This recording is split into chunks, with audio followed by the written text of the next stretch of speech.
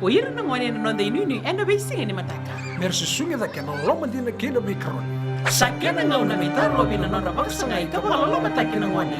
Dalo bina oya o meliki. Mulre o eu Samuel Samuli. Nama kiki rau eno be mataka.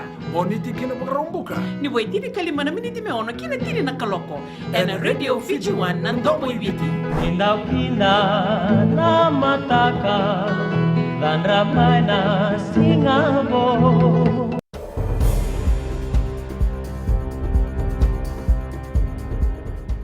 नमस्कार Fiji समाचार दर्शन के साथ मैं हूं प्रणीता प्रकाश। सुबह हाई कोर्ट ने आज यह फैसला सुनाया है कि सोडेल्पा के कुछ सदस्यों ने पिछले साल साबू साबू में जो एनुअल जनरल मीटिंग किया था वो पार्टी के कॉन्स्टिट्यूशन का उल्लंघन करके किया था। कोर्ट ने फैसला किया है कि रो फिलिपे तुइसवाओ को प्रेसिडेंट और आंदिलितियांग योनिम्बरावी को वाइस प्रेसिडेंट पर चुनने का कदम भी इनवैलिड था। कोर्ट ने फैसला किया है कि 28 जून 2019 में आईजीएम के दौरान जो फैसले लिए गए थे, जो रेजोल्यूशन थे और जो आउटकम थे वो इनवैलिड थे। सोडेल्पा सुबह कॉन्स्टिट्यूएंसी प्रेसिडेंट वतिसोनी नाता और उनके ग्रुप मामले को अदालत तक ले गए थे और दावा किया था कि साबू साबू में पिछले साल जो सोडेल्पा इलेक्शन हुआ था और उसके बाद जो कदम उठाए गए थे उससे केवल पार्टी के कॉन्स्टिट्यूशन ही नहीं बल्कि पॉलिटिकल पार्टीज एक्ट 2013 और फिजी के कॉन्स्टिट्यूशन का भी उल्लंघन हुआ है। कोर्ट ने यह भी फैसला सुनाया है कि मैनेजमेंट बोर्ड के बाद जो भी कदम उठाए गए थे, जो रेजोल्यूशन लिए गए थे, जो आदेश दिए गए थे और योनिम्बरावी का जो इस्तीफा था और उसे वांगताई रेवा को जनरल सेक्रेटरी के पद पर नियुक्त करने वाला कदम गैर कानूनी और इनवैलिड था। डिफेंडेंट्स को आदेश दिया गया है कि खर्च के रूप में वे प्लेंटिफ को $2000 भरे। कोविड-19 पेंडेमिक के चलते फिजी नेशनल प्रोविडेंट फंड ने अभी तक $18 मिलियन से ज्यादा पे आउट कर दिया है। उन्हें 52,083 एप्लीकेशंस यानी अर्जियां मिली थी, जिसमें से केवल 16,313 एप्लीकेशंस प्रोसेस हुए हैं और 25,320 एप्लीकेंट्स को पे कर दिया गया है।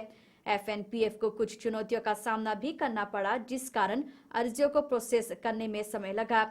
चीफ एग्जीक्यूटिव चाची कोरोई इस बात को स्वीकार करते हैं कि डॉक्यूमेंट्स को प्रोसेस करने में समय लगेगा तथा वे ध्यान देंगे कि सभी प्रोसेसेस का पालन हो। कोरोई ने एफएनपीएफ सदस्यों को आश्वासन दिया है कि उनके पास पे आउट करने के लिए पर्याप्त पैसे हैं। फंड शायद $40 मिलियन पे आउट करे। लैंड ट्रांसफर अथॉरिटी के चीफ एग्जीक्यूटिव सैमुअल सिम्पसन का कहना है कि कोविड-19 की वजह से उनके रेवेन्यू पर असर पड़ा है। सिम्पसन का कहना है कि प्रिवेंटिव मेजर्स के तौर पर उन्हें कई सर्विसेज टालने पड़े हैं। उनका कहना है कि पिछले साल उनकी आमदनी $73 मिलियन थी, जो इस साल 45 से 50% कम है। उनका कहना है कि गाड़ियों के लिए ड्राइवर्स लाइसेंसिंग सेवाओं को रद्द किया गया है और इसके अलावा अन्य सेवाओं को भी टाला गया है। उनका कहना है कि अभी तक किसी कर्मचारी को काम से निकाला नहीं गया है। और खेलकूद की खबरों में फिजी स्विमर नेतानी रोज अगले साल जुलाई में होने जा रहे ओलंपिक गेम्स की तैयारी कर रही हैं। रोज का जो नॉर्मल पूल ट्रेनिंग रूटीन था उस पर कोविड-19 का बहुत बुरा असर पड़ा है तथा वो अपने घर पर पूल में ही ट्रेन कर रही हैं। इसी साल अपने पिता की मृत्यु होने के बाद रोज अपने पिता के नाम को रोशन करना चाहते हैं, जबकि वो अपने परिवार के पहले सदस्य होंगे जो फिजी को ओलंपिक्स में रिप्रेजेंट करेंगे। रोज 8 स्विमर्स में से एक है जो गेम्स में जगह पाना चाहते हैं। और ये थे आज के मुख्य समाचार। इन खबरों के लिए आप रेडियो फीजी 2 और मिर्ची एफएम भी सुन सकते हैं। शुभ रात्रि।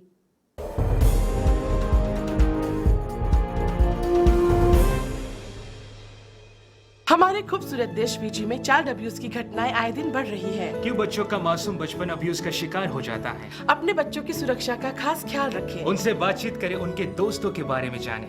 आज के बच्चे देश का भविष्य है। मैं दीप्ति और मैं मोनिश, आपके हम सफर। शामिल हो जाए हमारे साथ मंडे टू फ्राइडे 5:45 AM से 10 AM तक रेडियो फीजी 2 देश की धड़कन पर।